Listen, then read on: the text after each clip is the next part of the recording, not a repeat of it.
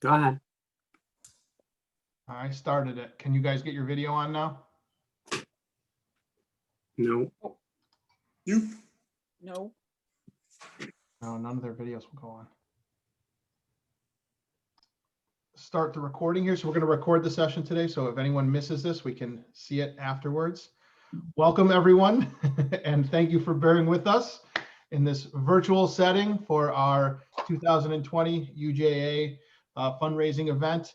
I'm going to start off by just saying welcome to everyone who's joined online. I'm sorry we can't see you, and I'm sorry that we're not at the JCC today to enjoy each other's company. But with that, we have a nice program today, and I'm just excited that whoever's on is here. Again, if you need to ask a question, just submit it via the chat room. So with that, I'm going to ask Cantor to start us off with a little kickoff prayer. This week's Torah portion, Parshat Noach, God promises Noah that he will never again destroy the earth with a flood of water. Now, the fact that he specifies a flood of water suggests that there are other kinds of floods, and we know that there are all kinds of things that can happen to people. Noah, you'll remember, started building the ark way before the rain started.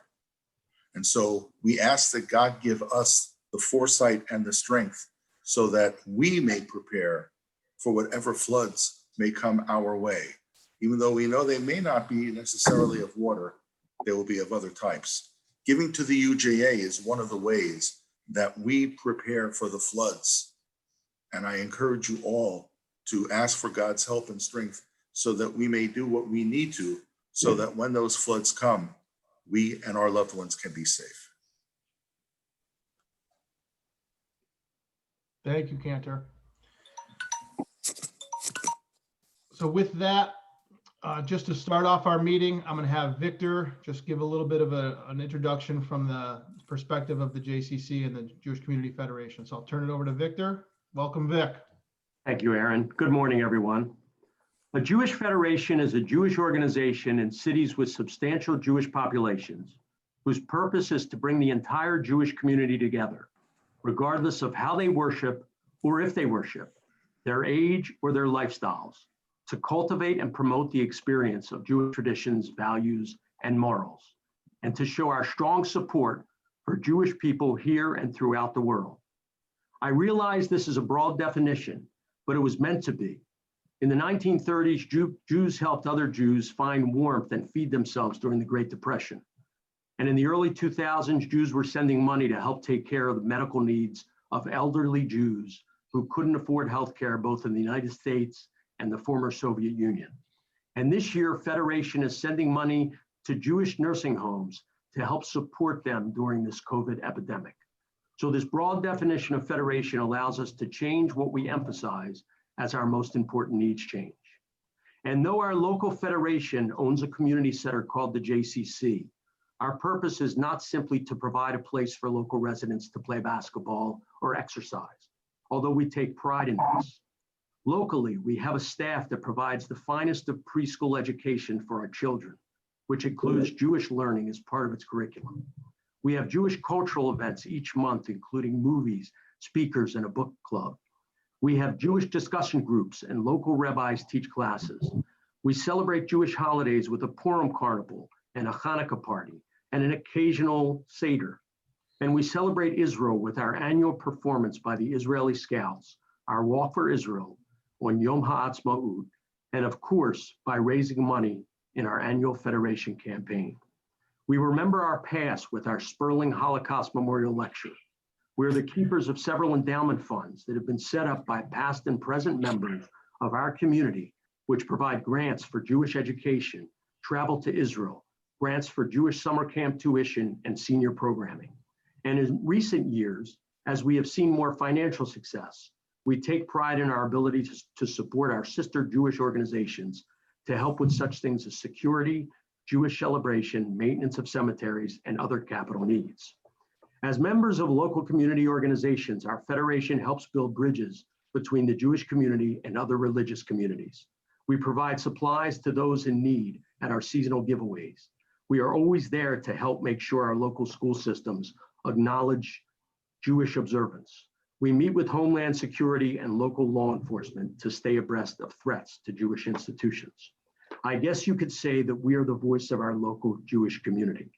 I hope this helps you understand a little better what Federation does and what it's about. Remember, together we are stronger and safer. Thanks for joining us this morning, and I hope you enjoy the rest of the program. All right, thank you, Victor. Excellent. So next up, I'm going to turn it over to Rich Cohen, who's going to introduce our guest speaker for today. So Rich.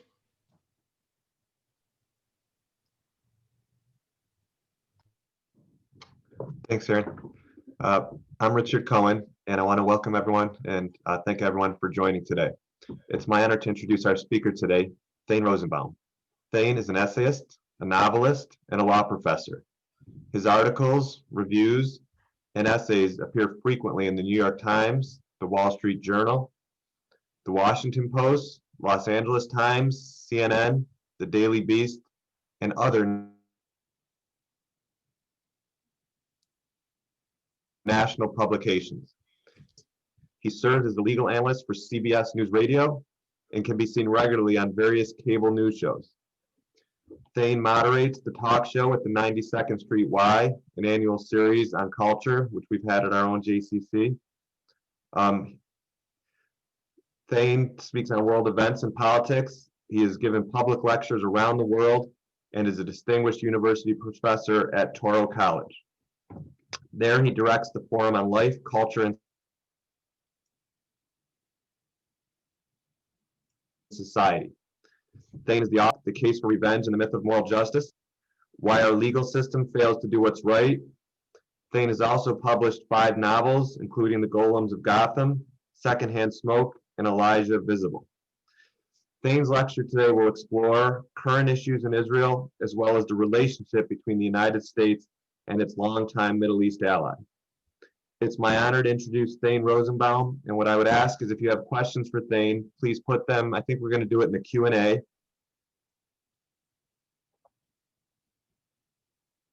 And at the end of the lecture, he will review those questions.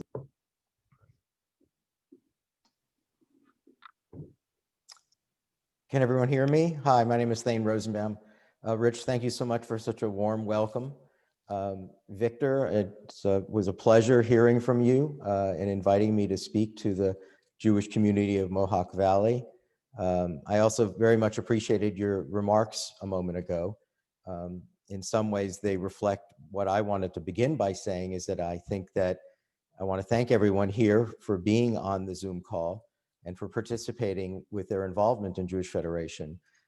I can tell you, I can report to you, as someone who travels the world and writes about world Jewry, that this is perilous times for Jews around the world. And I do believe that Jews have a responsibility with social activism to outside communities, but they also have a responsibility to one another, to care for each other. And the way to do that is through federation. It's a way of answering the call. I am here for the Jews of this part of New York State. And we're living polarized times. And so the opposite of the way to attack polarization is to join communities and be as involved as possible. So I'm grateful to all of you for being on this call. Yes, perilous times for Jews. Just before I get to Israel, just if you don't know these little statistics, it's important to know. Hate crimes against Jews are a record proportion all throughout Europe. Just recently, one of the most heinous crimes committed by a radical Islamist of murdering an elderly woman, a Jewish woman, screaming Allah Akbar and throwing her from her balcony window. The French authorities decided not to prosecute him for a hate crime or murder because he had smoked pot beforehand. Just 2 days ago, 20 swastikas were spray painted on a major street. The French authorities have decided not to prosecute for aggravated hate or religious crime, simply for property destruction, as if the swastika doesn't mean anything to Jews. There was another elderly woman who was burned to death in her apartment. Her trial is scheduled for the 2 people who committed that crime. Who knows what's going to happen with that? Of course, even here in New York, just the other day, a Hasidic man, not far from where I'm broadcasting here from Brooklyn in Williamsburg, was beaten and punched. And again, no attempt, the crime is not considered a hate crime. A year ago in this region, I mean, it seems that no one seems to care about the Hasidim when attacks committed against them. But there were many attacks against Hasidim here in November of last year. And of course, there was a murder in Muncie, there was a murder in Jersey City. And of course, when it comes to ethno-nationalism in the right wing, you have the Tree of Life and Poway. I can tell you in my 60 years, I've never experienced anything like this. This is not normal. This is something that should be very worrisome for all of us. We should be thinking about it a lot. Yes, Black Lives Matter. Yes, very much so. I am a human rights law professor. I'm a liberal Democrat. Those things matter. But Jewish life matters too. And it should matter to all of us. Let me just begin by giving you a quick anecdote. I don't know how many of you know this. I find it a charming anecdote about the building of Apple Computer. You may not know that when Apple was getting going, Xerox, the corporation, sells copiers, had a research department that had essentially invented everything that we now know about computing in the modern era. Graphical interface usage, use of the internet, email, even the use of the mouse. And Steve Jobs and his original lieutenants, they were a young company, was invited to come watch this. Xerox didn't realize what they had, so that the scientists who had invented this didn't want Steve Jobs to go in to see what they had. And it just shows you bad foresight. Xerox would have owned the entire world. In fact, they didn't, because they were busy selling copiers and they didn't know they had the future of computing. So Steve Jobs tells this very funny story that after they showed him everything, he couldn't focus on anything. The only thing he could focus on was the mouse. He couldn't believe the mouse, the use of the mouse. And so I'm going to tell you what the mouse is here with respect to America's relationship to Israel. There's so many things that one can say about the changed conversation that America has been having with Israel during the Trump administration. And let me say again, I'm a liberal Democrat, so I did not vote for Donald Trump. But to not recognize the stunning amount of gifts that he has given to Israel over these past years is a mistake. It's intellectually dishonest. Let me just roll through them for you haven't realized. Just recently, we have the Abraham Accords. That's the new normalization of relations between Israel and the United Arab Emirates, and soon Bahrain and Oman, and there'll probably be Saudi Arabia, certainly Morocco, even Sudan and Qatar. Unimaginable. It's just, not just the normalization of relations, the recognition of Israel. Arab countries have never recognized Israel. Now you have commercial air travel. Israel now has access to Arab financial centers. All of this is sort of shocking. All happened within the last several months. Of course, the moving of the embassy, American embassy, to Jerusalem, and the recognition of Jerusalem as Israel's capital.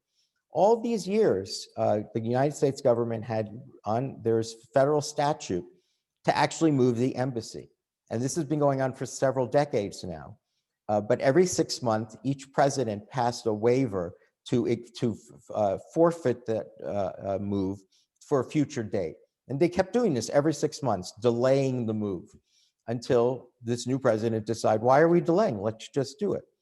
Now, the reason we're supposed to delay is because we were told that if you ever move the embassy, the world would rebel, there would be violence all over the world, and Israel would be in a much worse position. And so Israel just didn't have the right to pick its capital, even though if it would only represent half of Jerusalem. But none of that has happened. Israel extended sovereignty over the Golan in the last several years, the Golan Heights. Not a peep from anyone. United States is recognizing that extension of sovereignty. The decertification of the Iran deal and the reimposition of sanctions against Iranians, against Iran, the mullahs and the ayatollahs. We were told for decades, all of this, none of this was possible. Literally, these were premises that we were all told It would result in violence, chaos, and Israel's position would be worse in the world. And it doesn't appear to be. United Nations, hypocrisy. United States has been spending money on a human rights commission populated by terrorist organizations. And 75% of all of their resolutions attacked Israel, not Iran, not China, none of the other, not genocides in Congo or Sudan, Israel, the only country singled out repeatedly by the Human Rights Council. The United States finally says, we're not going to pay for this. We're not going to support it. Similarly with UNRWA, the refugee organization, seemingly an enabler of Palestinian violence, Israel, the United States stopped contributing to it. And even UNESCO contributions reduced because UNESCO has taken the position that Jews have no connection to the Holy Land. The absurdity, as you may know, the word Jerusalem appears, I think it's around 690 times in the Old Testament, almost 700 times. Do you know how many times Jerusalem is mentioned in the Quran? Not once, not one time. And yet Israel has no connection to Jerusalem. And that's what UNESCO was saying, and the United States was paying money for it. Let me tell you what the mouse is. All of those things you might think is extraordinary, they are. But that's not the most important thing. The most important thing, here's the mouse. We have a completely different conversation with Palestinians today. We don't baby them. We don't patronize them. We ask them a much more simple question that Israelis have been asking for years, but Americans have been afraid to ask the question. Do you want to be nation builders or terrorists? What do you want? You have to pick. You can't be both. You don't seem to want to be nation builders. You have not renounced violence. And you keep walking away from peace deals, 5 at this count, with Israel. And each time you're being offered less because you keep walking away from deals. It's not the settlements. The settlements are not good. They're not helpful. That's true. But unlike the Obama administration that singled out Israel as the reason, the settlements project was the reason, that is a changed conversation, radically different. The Palestinians are shocked by this. Nobody has talked to them honestly. Honest talk. What do you want? You show yourself to be a people who don't want to have the West Bank. You want Tel Aviv. You want Haifa. You want from the river to the sea. The more you sing the song from the river to the sea, Palestine will be free, the more we don't think you want to be in any way in any kind of normalized relationship with the Jewish state by your border. And so we're having an honest conversation. You have to show this. And in the meantime, Israel, the United States, closed the PLO office in Washington, D.C., no longer contributes funds to Palestinians. You may have heard of the Taylor Force Act, very important. If you haven't heard about it, it's the legislation that was named for a young non-Jew from, I think he was from Tennessee, who served 2 tours of duty in Iraq and Afghanistan, and was getting an MBA. And he and his fellow classmates went to Jerusalem, and he was stabbed outside of Damascus Gate and killed. His father, he's not Jewish, couldn't believe that the United States gives aid to Palestinians who then give out generous stipends and health insurance to anyone that attacks Israelis. All the martyrs get, it's the best job actually in the West Bank is to kill an Israeli or to kill anyone. It's the one that guarantees lifetime pensions, death benefits, the longer time you spend in Israel, in jail, the more money you receive when you come out, the better job you get. It's a twisted incentivizing what you could call pay for slay. The Taylor Force Act was passed by both houses of Congress, and now dollar for dollar, money that was being used to incentivize terrorism has ended. Again, this is the mouse. It's the change in this relationship. Do I think it's going to lead to something? I don't know. I mean, I've been writing about it, arguing about it. I had wanted the Israelis, the Palestinians, to respond even to Donald Trump's peace to prosperity deal. Yes, I know it didn't involve statehood, but it involved something else that was very important, just absolute economic development. I mean, for instance, in Gaza, I wrote about this years ago. Here's the irony. You know, I'm sure no one on this call has ever been there. I have. It could be gorgeous. It could be Monaco. It's right on the Mediterranean, right? Instead of building, you know, rockets and terror tunnels, they could have had hotels. There aren't any Jews that live there now. Sheldon Adelson, the most right-wing Jew in the planet, if they came to him and said, look, you own all these casinos in Las Vegas and Macau, help us build casinos, he would jump to help them do that. So again, I would hope that, you know, again, it doesn't appear as though the Palestinians are incentivized by money. They're not incentivized by prosperity. They just seem to be incentivized by something else, which is sort of the end of the Israel project. So that's the mouse. Let me just conclude for a little more time about the importance of Israel in all of your lives, because trust me, it's going to be much, much more important after this election, regardless who wins, because Israel is going to essentially, eventually, remind us of what democracy means, because I think we're forgetting it. There is a new hard left progressive agenda in the Democratic Party, my party, and it is fundamentally illiberal. It's anti-democratic. I've been working in universities for years. For some of you, the term of art, wokeness, intersectionality, political correctness, critical race theory, the cancellation culture, all those terms of art I just gave you all mean the same thing. It is a radical attack on America's racial history, and it is one that insists on an absolutism, a moral purity, a catechisms of things you can say and you can't say. The movement itself is illiberal. We are losing so much of what we once believed to be classic American liberal values: free speech, open inquiry, equal protection under the law, the rule of law, pluralism. That's what it meant to be in America. But if you've been watching what's happened throughout the Black Lives Matter movement, as valuable it is on a social justice and racial justice reasons, it has this other darker side, and that other darker side embraces violence, and more importantly, embraces a kind of lack of free speech, lack of open inquiry. We're not, we're not able to discuss certain issues or off topic. You may remember the Tom Cotton op-ed that the New York Times eventually disavowed. This was shocking. A United States senator wrote an op-ed, and then 800 after it came out, the op-ed was there to raise the possibility of what would it be like. He's urging that in order to quell the violence that we've seen, that maybe the military should be used. There is a federal statute that permits that. You know when it was used? It was there that helped integrate University of Mississippi, right? When the troops came into the Deep South to help integrate, it was done under the same statute. It's not martial law. It's for the purpose of making, basically making it safer for the people in what they're experiencing at that time.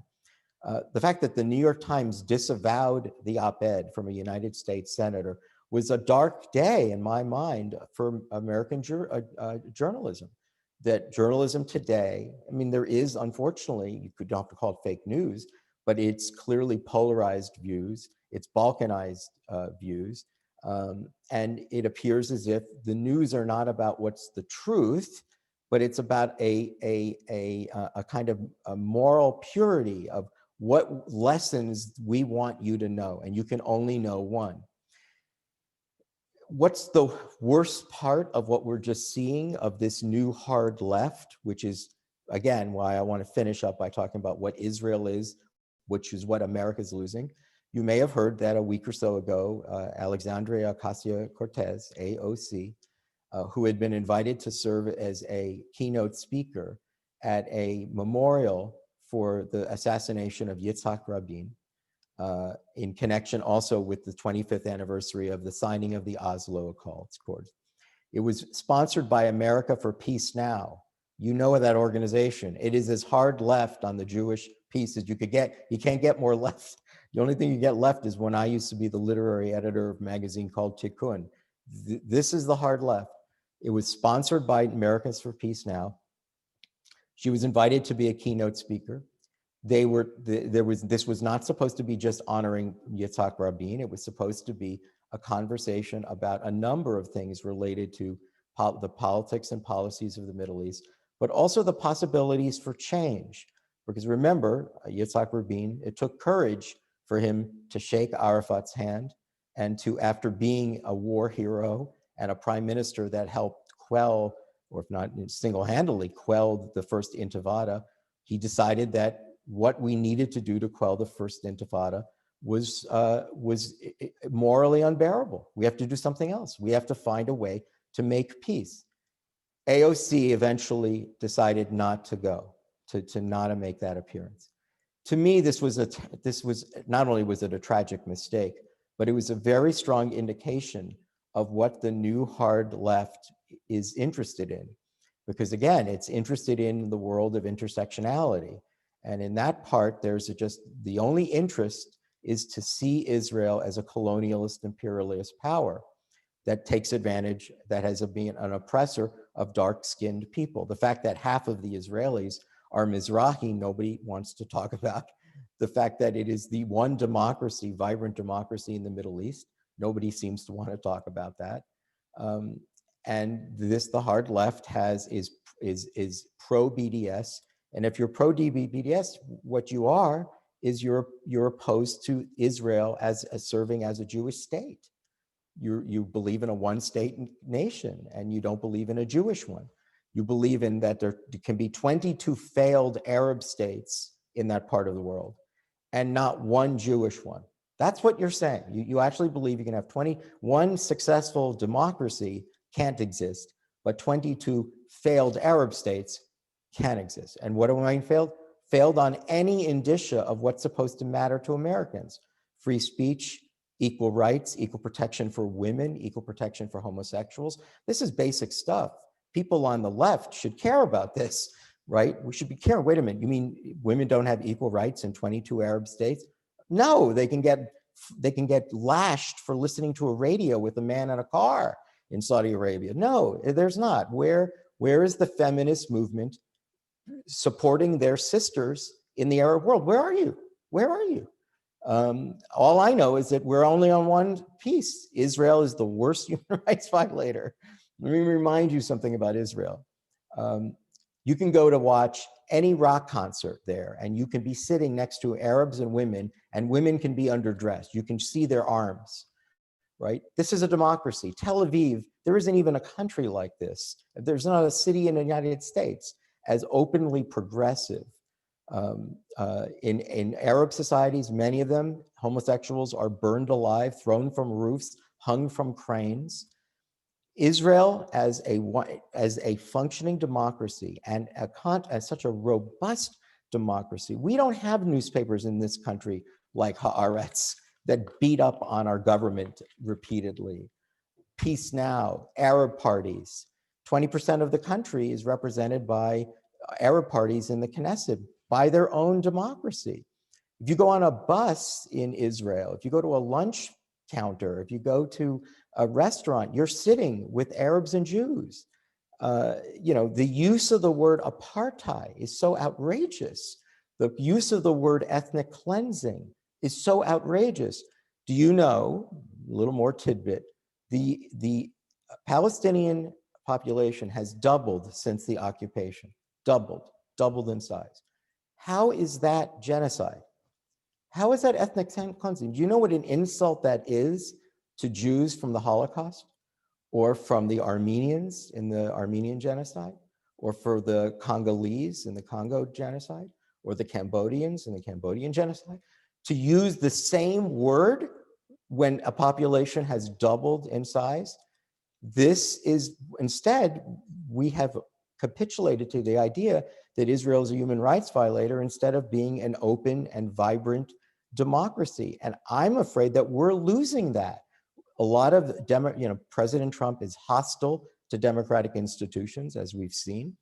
And the far left that I think is going to have a very, very important role to play in an Obama administration. I just told you, if you've been watching universities, they have also a very primitive idea. They are fundamentally illiberal. There's nothing liberal about the far left. The progressive agenda is not a liberal one. It is, in many ways, it's fascistic in its determination to bring about certain kinds of outcomes, certain kinds of results. And it has no sense of robust debate. In this culture, the cancellation culture, there's no permission of disagreement. We don't leave ourselves room to have disagreement. You see this when you watch cable news at night, right? There's no discussion. It's just hammering away on the one point. In our cancellation culture, if you don't agree with me, it's not that you're wrong, you are morally beyond the pale. This is a gigantic change in American life that we don't literally say to each other, I never really thought about it that way. Let me give it a couple days and I might come back to you. Thank you for giving me something to think about. I probably won't agree with you in the end, but thank you for that. Who talks like this now? Nobody talks like this. You see this, you hear people being disinvited to Shabbat dinners because someone said the wrong thing about Black Lives Matter, about Donald Trump, or something that was so politically loaded. People, I see this in response to my own essays on Facebook. The harshness that comes even from fellow Jews. Nobody's willing to listen to each other. And that's why federation, in my mind, becomes so much more essential, because we can't lose this community. We have to stay together as a community. And as I said, particularly in this era where there's such there's such illiberal, anti-democratic impulses that are operating on both sides, Republicans and Democrats, that Israel may end up becoming a beacon, something that we can learn from in order to find our way back. I know that sounds harsh, but it may be for us to find our way back, we're going to have to look again at vibrant democracies and see how they do it, because I think we've lost that sense of the importance of it. And this is why I think Israel is going to become much more important in the lives of Jews, because many American Jews are going to have to be forced to choose. Because if the hard left is determined to implement BDS policies in the United States, Jews are going to be forced to choose, do I want to be a member of the progressive left, even though I agree with a lot of their planks, but I have to also sign up essentially for something that brings about the end of the Jewish state. And all of you on this call are going to be part of that conversation. You have to be, and you'll have to take a stand. You'll have to make some decision. How do I feel about this? This is coming. It's coming no matter who wins this election. We are seeing more and more of an incremental shift in America's relationship to Israel. And what we're also seeing is an incremental abandonment of American Jews of Israel for all sorts of different reasons. In my view, primarily, and I know this because of my years of being in a university, because it's just easier to get invited to the right party. It's just easier for Shabbat dinners. It's just easier to say what is expected of us, that Israel is a human rights violator, that I'm ashamed as a Jew. People say this. And so Jews have been forced to choose sides. And it is something that the Jewish federations around the United States are going to, you'll mark my words, you'll say, Thane Rosenbaum mentioned something about this a couple of years ago. He might have been right. We thought he was a lunatic, but we thought in the end, he may have been right. That this is, and again, unless you exist in university life, unless you are involved in mainstream media or publishing, you have no idea what I'm talking about. I assume that most of you have no idea what I'm saying. He can't be right, that can't be right. Unfortunately, it is. And let me leave you with one last thought, and I will thank you again for inviting me. Hope that I didn't scare you. Hope that I gave you something to really think about. To my role when I go to places, here's my goal. Here's here's my end game. I want people to walk away smarter. They can reject what I'm saying, but they learn something. Ideas were presented to them that they may not have heard, or they may not have heard in that way. And that is the hope. That was what I talked to Victor about, that I was invited to come speak to you. And I want to motivate you to be as involved in federation as possible, not by scaring you, but by simply telling you, this is where we are in the United States. This is what the perilous times for Jews looks like around the world. And this is the changed conversation that has taken place between Israel and the United States and the other Arab countries. Here's the last irony. It's not the mouse. Here's the last irony. At the very time when Arab countries like Saudi Arabia and Bahrain and United Arab Emirates and Oman and Morocco and Sudan and Qatar are slowly developing normalized ties with Israel, these were nations that set their entire agendas about wiping the Zionist project from the map. All of them now are saying, we want to be in business with you. We like your high-tech industry. We like how you desalinate water. We had no idea that you can take salt out of water. We love all your high technology where you can swallow a pill and it would take a picture of your colon, right? We love this. This is what these Arab countries are saying. Take us closer to Israel's technology. Bring us into the 21st century. At the same time that all of that is happening, we're seeing more and more involvement in the American left towards BDS, rejection of the Israel project, rejection of Zionism, and the end of the Jewish state. The Arab countries don't want the end of the Jewish state, but American Jews are signing on for that, right? The Arab countries are saying, we don't want to, we don't see any advantage in hitching our wagon to the Palestinians. The Palestinians just are going in the wrong direction, have been going in the wrong direction every time they pass up on a peace deal. And so they're just going backwards, and the Arab world wants to go forward with Israel. That's something to really think about. All right, thank you all. Let me just take a few questions and then I'll get you back to your meeting. Let's see. Thane, thank you. So what I'll do is I'll repeat the questions in order for you. Are you gonna ask them so I don't have to You don't have to scroll. Yep. So I'll Oh, I love that. So thanks for that, Michael. I love that. Thanks for playing that role in my life. Sure. Well, thank you very much. And again, I wish we were in person so we could give you some applause, but virtually, thank you very much for that. I accept hugs too. Virtual hugs.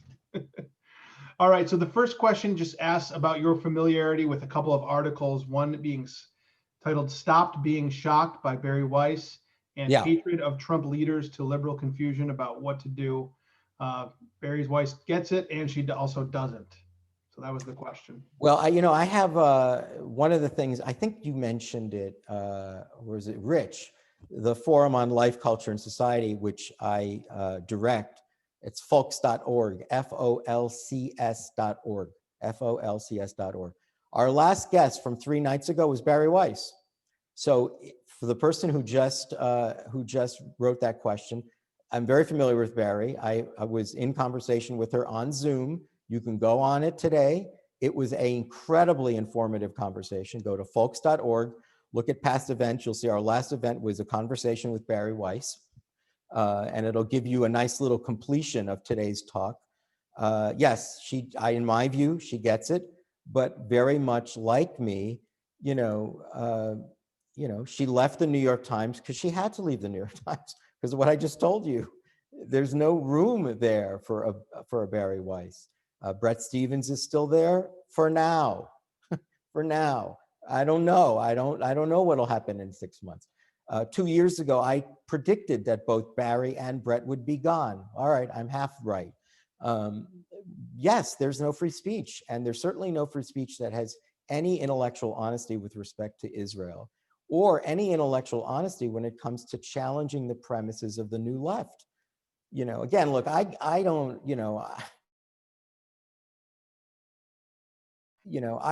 I live in an unafraid world. If you've been following my career, it has not been easy because I'm interested in speaking truths that you don't want to hear. That's kind of what I put on my 1040 every year. I write, says things that people don't want to hear as my profession. And so, yes, I don't understand why when we can't talk about George Floyd's tragic death, that we can't also discuss the real problem in the African-American community on black crime. Do you know what I just said is considered racist everywhere you go? It's not, it's a question. And that's what the founding fathers wanted, debating robust policy decisions. But the fact that I can't ask the question is an indication that, Barry Weiss is right. Yes, There's a, I've written about this. I wrote an essay recently for the Jewish Journal of Los Angeles, also about the end of liberalism as we know it. There's not many of us out there.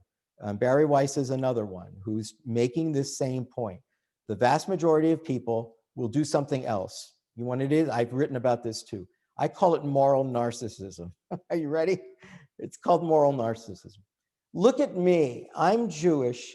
I went to Israel as a little boy. I lived on a kibbutz and I've planted a tree. But right now, look at me. I'm Jewish and I have to hate Israel because it hurts my feelings to know what Jews do in that part of the world. Look at me. Look how special I am. I hate Israel. That's moral narcissism. I can't love you anymore, Israel. I can't rip the tree out that I built, that I planted, but you're hurting my feelings with your policy positions, right? And this is the only country that you feel this way. It's only Israel. And so, yeah, that position of moral narcissism, unfortunately, is where 95% of Jews are right now, except for the ultra-religious. Everyone else is Barry Weiss. So if you're interested in this, go on folks.org, watch Barry Weiss, see if she changes your mind at all. Second question, Michael. All right, thank you. The next question is, do you think pressure from other Arab nations will have an effect on how the Palestinians respond to fig leaves presented by Israel? And follow up to that, if we get a new administration, do you think they will recognize the positive changes that the current administration has made and continue accordingly? Or do you think our actions towards Israel and the Middle East will revert to what they were during the Obama administration? So can I just make a confession? I travel the country, I travel the world, but I travel the country when it comes to federations. This is a smart federation. People ask very smart questions. Good going, Mohawk Valley. No, really, I can tell you a lot of federations, you don't get that kind of high quality questions. So really, Vic, whatever you're doing, whatever you're feeding these people, pretty good. That is a really great question. Look, I had hoped, again, I understand why the Palestinians didn't like the peace to prosperity deal. But again, I wouldn't have walked away from it if I was them, because $50 billion is $50 billion, right? And I would never turn back $50 billion if I was them. That tells you a lot. I want to repeat the words, $50 billion. Who walks away from that? And so I would have thought that the fact that it was the Peace to Prosperity Conference, I think, was held in Bahrain. It was actually held in Bahrain, was an indication to the Palestinians, hey, the Arab world is leaving you. They're abandoning you. It looks exactly what you're looking. It looks to you like what it is. They're leaving you. They're sick of you. They're sick of your intransigence. They're sick of your rejectionism. They're your petulance. Not this olive tree, that olive tree. I want this olive tree, not that olive tree. They're done. We're done. It's too many years. We're moving on to the next thing. All those countries are worried about Iran, and they're signing up with Israel because Israel will help them too on that regard. And they'll teach them how to desalinate water. I know I keep talking about that because I think that is pretty cool, that the Israelis only figured out how to do that, make the ocean water drinkable. I don't know. If I was a Palestinian, I would be saying the most important thing is to get rid of this leadership, because this leadership is not leading us anywhere to a future for our children. And the Arab countries want us to do this. Let's see where it takes us. So the answer to your question is, on first level, I don't know. The Palestinians are so intransigent and they're so insistent on a kind of, petulant, it has to be what I want, it has to be an absolute perfect deal. 97% of what I want is not enough. And the reason that, if you ask Bill Clinton, he can't believe that he got 97% out of the Israelis of what the Palestinians want. And if you ask Bill Clinton privately, he will tell you, well, the reason is the Israelis want Israel. They don't want the West Bank. In the end of the day, they want the entire country of Israel. That's what they really want. And they've been telling us that indirectly for many years. To your other point about a Biden administration, well, I don't know what to say. To some degree, Israel, the positions that's been taken during the Trump administration, I don't know whether President Biden would be willing to withdraw from all of them. I just don't know. But I tell you this, he may not be a socialist, but a lot of the people in his party who he's going to be beholden to are going to push these withdrawing from all the gifts that President Trump had given Israel. There's no doubt they believe in a BDS one-state solution, And I don't know whether Joe Biden is going to be able to hold back what is where the blue wave is coming. And I don't know. I'm not a political scientist, so I don't know. I'm sure political scientists might have an opinion on that. I just don't know. It's a good question, but that's why I wanted you. You know, we're only a few weeks from election. I wanted you to give you something to think about this election, because the stakes are going to be very high for American Jews, precisely because not Biden, because the Democratic Party has made a gigantic shift in the way it thinks about ethnicity for Jews. You know, Jews are not in the world, in the consciousness of liberal, of leftist, hard left democracy. Jews are not a minority. I know you're like saying, what is he talking? A more crazy talk from Thane Rosen. No, I'm telling you, Jews are part of the white oppressed privileged community. And in certain segments of the progressive community, Jews are responsible for the slave trade. You know, that's why the two women who started the Women's March, remember, after the inauguration of Donald Trump, it was started by four people: two Jewish women, an Arab woman, and an African-American woman. After the success of the Women's March, they held a second meeting among the leadership to decide where's our next direction. So two of the four founders of the Women's March were Jews. At that meeting, they were lectured to about, you need to take a back seat. You need to listen to people who have dark skin, because your people, Jews, finance the slave trade. And you know what happened? Those two women looked at each other like you're maybe looking at yourselves now and saying, this is bananas, and they left. So the two Jewish women that were co-founders of the Women's March left because they were lectured to, browbeaten, about that their voice is not important, they're not minorities, and in fact, they are oppressors of dark-skinned people. That's where we're going. Michael, do we have another one? Yeah, so we have any, Vic, I just want to make sure we're good on time. Can we do a couple more questions? Okay, so this one, Thane, this is kind of a follow-up to the first question. Again, it says, I heard you describe the hard left agenda of the Democratic Party and the dangers to free speech. Have you read the tablet article on wokeism by Barry Weiss? So a little bit more Barry Weiss. Yeah, that one actually just came up a couple of days ago. Again, Vic, pretty impressive. Everyone is really reading in Mohawk Valley. That's really amazing. Yes, I have. And in fact, if you watch the Barry Weiss conversation I had with her on folks.org, we discussed that article. Okay. I'll move on to the next question.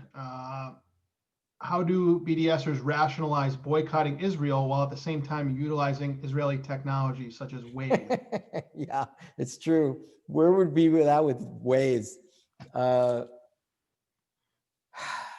You guys know the actress Scarlett Johansson, right?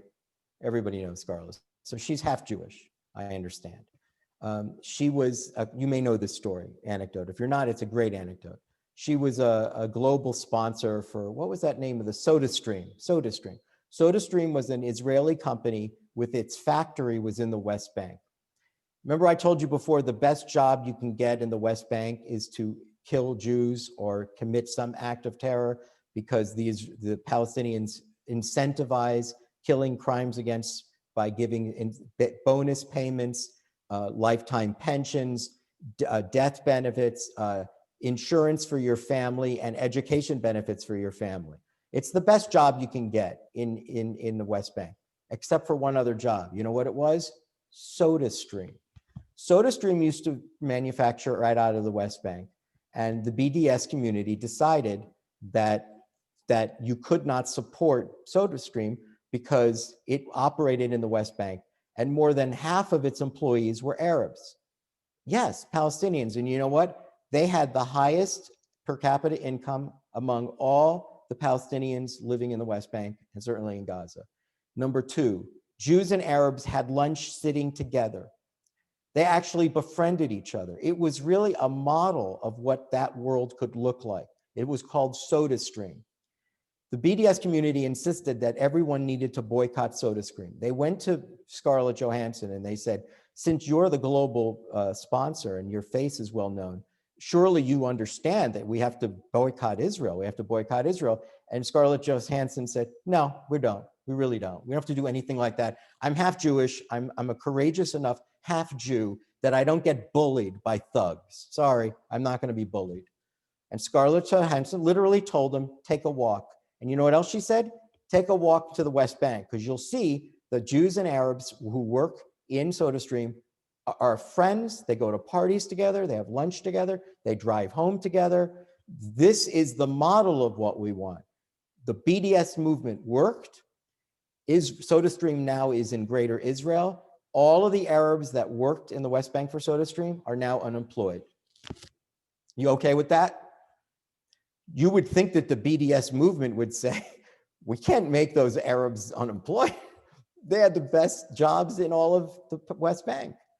So the answer is, it's filled with an incredible hypocrisy. The hatred of Jews is so great that they don't even see the hypocrisy of using their iPhone or Waze and at the same time claim that they're boycotting Israel. Because the truth is, that's something that the Israelis would never do. You know, they tend to be first responders for tsunamis and earthquakes. The Israelis aren't taking back their technology. The world would feel very differently if the Israelis said, you know what, you want to boycott us? Fine. You can't use any of the stuff we invented.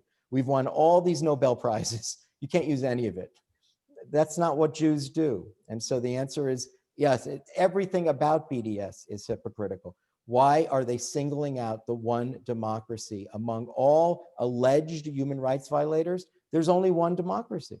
There's only one that has equal rights for women and gays. There's the only one that has a vibrant LGBT community. It's the only one that has freedom of press, freedom of religion. Try to be a Christian in any Arab country. See how that works for you, right? Try to be an artist in any of those communities. Try to be anything, right? The countries that are so infused with Sharia law are dead ends for progress. For progress. It may be what you want for your religion, but it's also the religion of throwing stones at women, right? I mean, Judaism has undergone changes. That's what the Reform movement was, conservative movement, Reconstruction movement. Vatican II, the Catholics have undergone reform. You know which religion refuses any reform? Islam. All right. Well, we got one more question. Well, I'll just go to the next one on the list. I apologize to anyone whose question didn't come, but we just had a question. How will Israel versus Iran turn out? Incredible question. Well, first of all, I think that has a lot to do with the next election. Because if there really is an impulse to somehow return to the world of the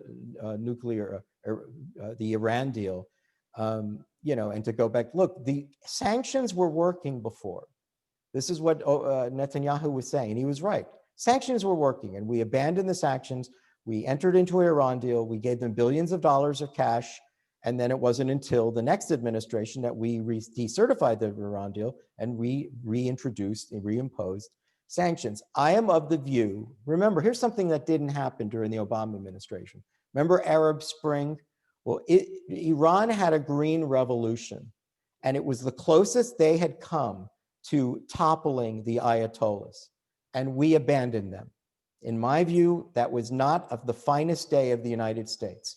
President Obama was so excited to make peace with the Ayatollahs, he just loved them, that he refused to be involved in any war, any tough talk with the Iranians. And the Iranian dissidents were completely abandoned by the United States. And my hope is the longer we keep the sanctions, the more pressure there will be on the Ayatollahs.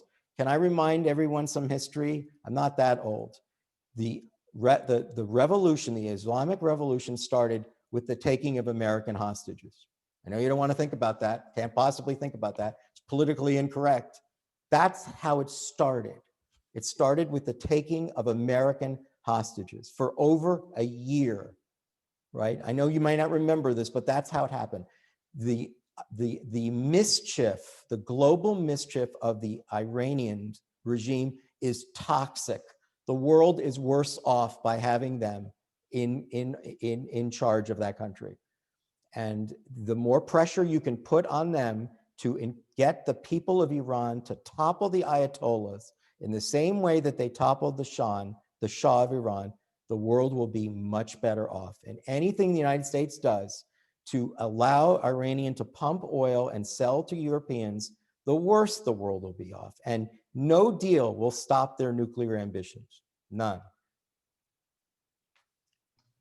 Dane, thank you so much. We had a few more questions, but in the interest of time, we're going to move on. You can always send them to me, and I would be, out of courtesy to the Federation of Mohawk Valley, I'll reply by email. Oh, that's excellent. Okay, so we'll get those to you. And I know obviously you have a host of information available out there in various forms for everyone to check in. So we appreciate you. Also, I'd be remiss if I didn't mention all the positive feedback occurring in the chat room as well. So just to make Nice sure, to hear. again, you Thank can't you. feel it virtually, but it's there. And thank you. Thank you all. I appreciate it. I very much enjoyed meeting you all. All right, with that, I'm going to turn it over to Randy Rockford, who's going to do the plea for this year's fundraise. So Randy, take it away. Thanks, Aaron. And I just want to thank Victor for another outstanding event and Thane for speaking with us to us today. Vic just wanted me to say a few words. So many of us have been giving to our local UJA for many decades, and I hope that will continue for many decades to come. We all have our own reasons, along with what Vic had mentioned earlier about the organization and the JCC here. I personally believe if I can help Jews, people in need, and benefit our local Jewish community, it's a no-brainer. So bring it on. Especially in these trying times, we have to realize how fortunate we are in our small, safe community here in the Mohawk Valley. So I encourage you to give generously to our UJA once again. And by now you should have received your pledge card in the mail. If you haven't, you can contact Vic. You could send it in or stop down to the JCC and hand it in. And I just want to thank you again and hope you have a nice afternoon. Shalom. Aaron. All right, thanks, Randy. So I've just copied the extra questions. So if your question wasn't submitted, we'll make sure that gets over to Thane. I'll remind everyone, we also recorded today's session, so we'll have that available out for distribution to the community who couldn't attend today. With that, Vic, any final words? No? Just want to thank Thane very, very much. That was absolutely wonderful. Thank you. Vic. And Aaron, thank you for running the show, and thank everybody for coming. I hope you enjoyed the program.